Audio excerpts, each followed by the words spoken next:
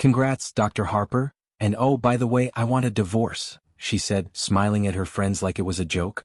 My wife Olivia had just tossed her graduation cap into the air, her white coat crisp and clean, a symbol of everything she'd worked for. I signed the papers without a word, my pen gliding across the page like I was closing a door I never intended to reopen. She laughed with her colleagues afterward, calling me dead weight, as if my presence had ever been anything more than invisible. They didn't notice me nodding politely, leaving her celebration behind like a shadow slipping out of a sunlit room. My life, once entwined with hers, now dissolved into silence. For 3 years I became a ghost. The apartment she left behind was empty, the walls echoing memories she refused to acknowledge. I moved across states, changed routines, disappeared into work, friends, anything that let me fade from her life. And yet, I kept a careful record of every slight, every mocking word, every laugh she shared at my expense. Then one evening my phone buzzed relentlessly, over 200 missed calls and messages. I didn't answer. My calm, quiet life was not going to be interrupted. Whoever was calling wasn't ready to face me yet. She had tracked me down through hospital records, expecting a confrontation, expecting tears, expecting me to beg for reconciliation. But I didn't beg. I didn't argue. I had left and I had stayed gone. The woman who had dismissed me, laughed at me, and counted me out had no idea how serious I had been when I walked away. Tonight, though, that would begin to change. I was ready to make my presence known, quietly, meticulously, with the same patience that she had never shown me. 3 years had sharpened me, Olivia. Not in anger, not in spite, but in quiet observation. I knew her schedule, her favorite cafes near the hospital, the rhythm of her life she believed was invisible to anyone but herself. I watched from a distance, a ghost in plain sight, learning everything she thought she could control. The divorce had stripped me of the life we shared, but it had given me freedom. Freedom to notice the cracks she'd ignored in herself. Her laughter with colleagues was hollow now, her smiles rehearsed. The people she leaned on didn't see the subtle tension she carried, the weight of ambition unchecked by empathy. I never intended to humiliate her publicly. No, Olivia, my goal was simpler: recognition. I wanted her to feel the subtle shift that comes when someone you underestimated begins to reclaim their space. I became deliberate in everything. My clothing, my presence in the right places at the right times, small gestures that drew attention without revealing intention. The missed calls, the messages, they were my safety net. I stayed invisible until I was ready to act. I didn't crave revenge, I craved the clarity that comes from seeing someone finally understand what they lost. Tonight, she would be reminded that the quiet ones aren't always weak. That absence can speak louder than confrontation. I'd let her think she'd outrun me, dismissed me, made me irrelevant. And then, with one careful, controlled revelation, I would show her that I had never been gone at all. The street outside the hospital glimmered with the soft glow of evening lights. I adjusted my jacket, checked my reflection in a window, and breathed. Patience was my ally, observation my weapon. Invisibility had its power. And tonight, Olivia would learn exactly how potent it could be. The hospital lobby was buzzing, sterile lights reflecting off polished floors, nurses and doctors passing in measured rhythm. I waited near the elevators, careful not to draw attention, letting Olivia move through her world unaware of me. Her heels clicked sharply, a rhythm I knew too well, signaling her arrival. She glanced at her phone, scrolling absent-mindedly, and I saw it. The flicker of tension in her eyes, the kind that comes from sensing something off without knowing what. She passed the waiting area where I lingered, and for a second our eyes met.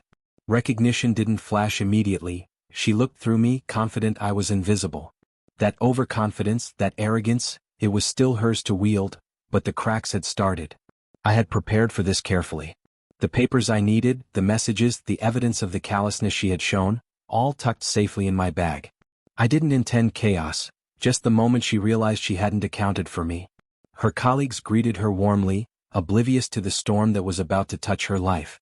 A sudden announcement over the intercom pulled her attention, and she moved toward the elevators. I followed at a careful distance, my presence unnoticed. Each step was deliberate, a silent countdown to the moment where I would no longer be just a ghost in her life. She paused and I saw it. That micro-expression, the flicker of uncertainty, the smallest betrayal of her composed facade. Patience had brought me here, observation had taught me everything I needed to know, and control had ensured she would never see it coming. Tonight, Olivia would remember my name. Not because of noise, not because of confrontation, but because absence and patience had sharpened into precision. The quiet ones, she would learn, can orchestrate a reckoning far louder than any scream. I trailed Olivia through the hospital corridors, careful to remain unseen.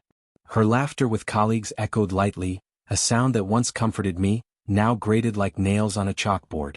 Every movement she made, every confident stride, reminded me of the arrogance she wore like armor, the same armor that had left me erased for years. The break room was empty except for the hum of the vending machine and the faint scent of antiseptic. I waited just outside the door, phone in hand, ready to display the first piece of the truth she never wanted me to have.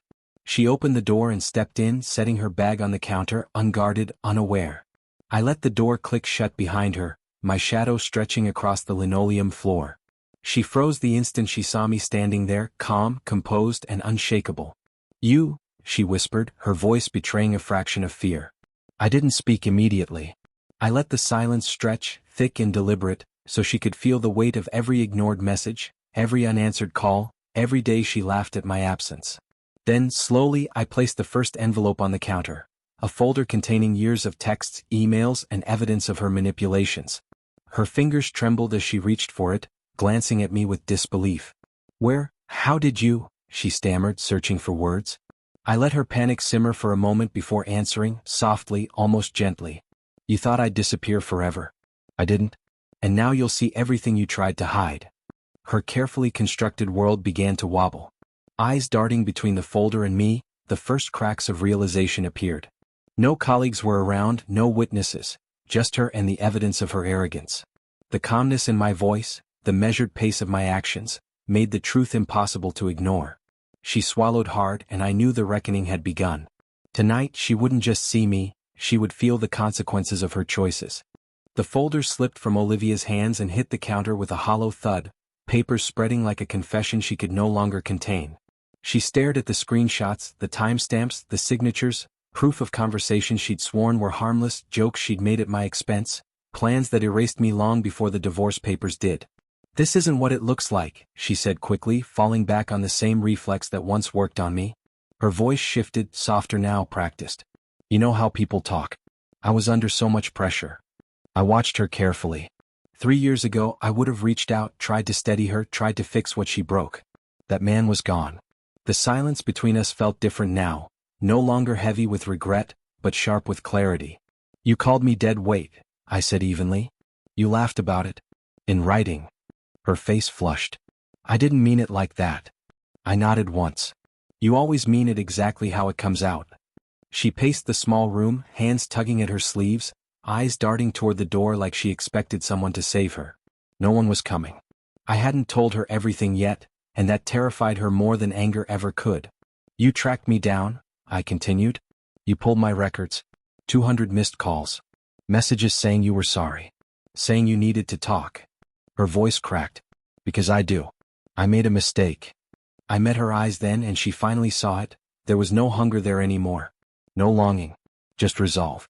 "No," I said quietly. "You made a choice. I just stopped absorbing the damage." She sagged against the counter, realization settling in. This wasn't a reunion. This wasn't closure for her. It was accounting. I slid a second envelope forward. "There's more," I said. "And by tomorrow it won't belong to just us." Her breath hitched. "What are you planning?" I picked up my coat, steady, unhurried. "The truth," I replied. "I'm letting it do what you never expected me capable of." Her silence followed me as I opened the door, leaving her alone with the past she'd buried, and the future she couldn't outrun. The next morning, I woke to the quiet hum of my apartment, sunlight spilling across the hardwood floor. Coffee in hand, I scrolled through my phone. The first notifications hit like waves, emails, texts, and alerts, threads I'd carefully prepared overnight. I'd copied the documents, redacted nothing, and sent them to the right people. Colleagues, administrators, even a few reporters who'd shown curiosity in her medical work. Each ping was a reminder. I no longer hid in the shadows. The woman who once laughed at me for walking away was now the center of a storm she couldn't control. By mid-morning the first calls arrived. Hospitals. Offices.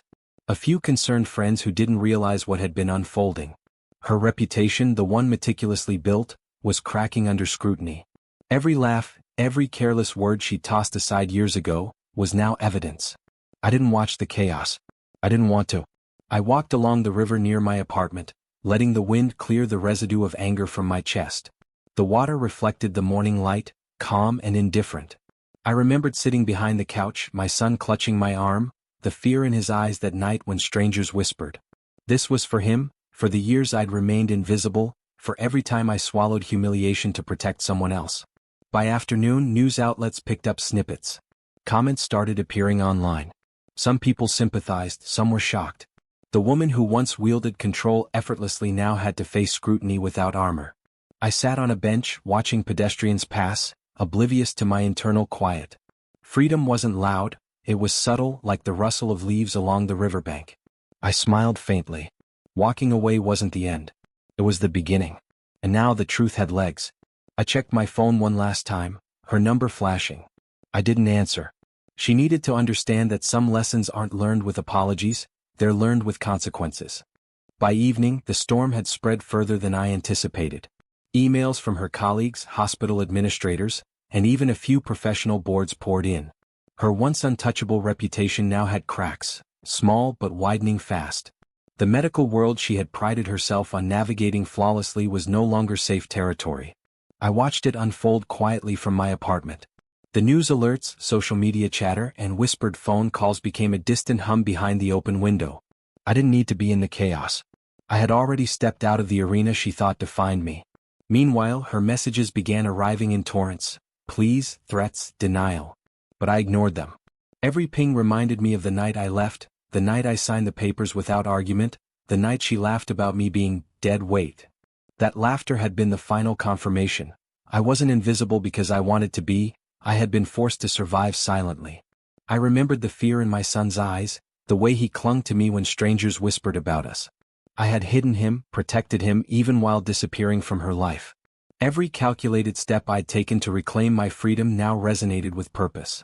By the next morning, her carefully crafted image began to unravel publicly. Colleagues who once smiled at her with admiration now glanced sideways, unsure of what to believe. Emails flagged, calls recorded, actions questioned. Every move she had made in secret had been documented. The very world she dominated was now scrutinizing her every decision. I took a deep breath, standing on the balcony of my apartment, watching the city lights flicker against the darkening sky. There was a calm I had never known before, silent, unyielding, resolute. This was the justice I had sought, not through confrontation, not through argument, but through quiet revelation. Freedom, I realized, was not the absence of noise, it was the power to step away knowing the truth would follow. The morning sun slanted through the blinds, soft but relentless, illuminating the apartment where I finally felt at home. For the first time in years, there were no reminders of her voice, her laughter, her scorn. The divorce papers had been signed long ago, but this was the completion of the story. The truth had done what confrontation never could. Her calls had stopped by noon. The emails ceased. Even her colleagues, once loyal allies in her facade, had grown distant, wary of the cracks that were no longer hidden. I didn't celebrate with gloating or revenge, that wasn't the point. The point was recognition, not from her, not from the world, but from myself. I had survived, and in surviving, I had reclaimed every ounce of dignity she thought she could erase. I sat on the balcony, a cup of coffee warming my hands, listening to the city waking below. Somewhere in the distance, a child's laugh carried across the street, unburdened and free. I thought of my son and the quiet moments we shared when the world had been against us. He was safe, he was loved, and he would never doubt his worth, not like I had. In the end, the loudest revenge wasn't shouting, exposing, or retaliating. It was walking away while keeping your integrity intact. It was allowing the truth to exist without your interference, knowing it would find its mark. I looked at my reflection in the glass, the eyes that had endured so much now calm, steady, untouchable. For the first time, I smiled fully, without hesitation, without fear, without waiting for approval. I had built my life on silence, patience, and quiet observation. And now, the world finally saw her for who she truly was. The phone buzzed once more. I didn't check it. I didn't need to. My freedom had already answered every question she could ask. I sipped my coffee and let the city hum around me. Peace wasn't loud, but it was absolute.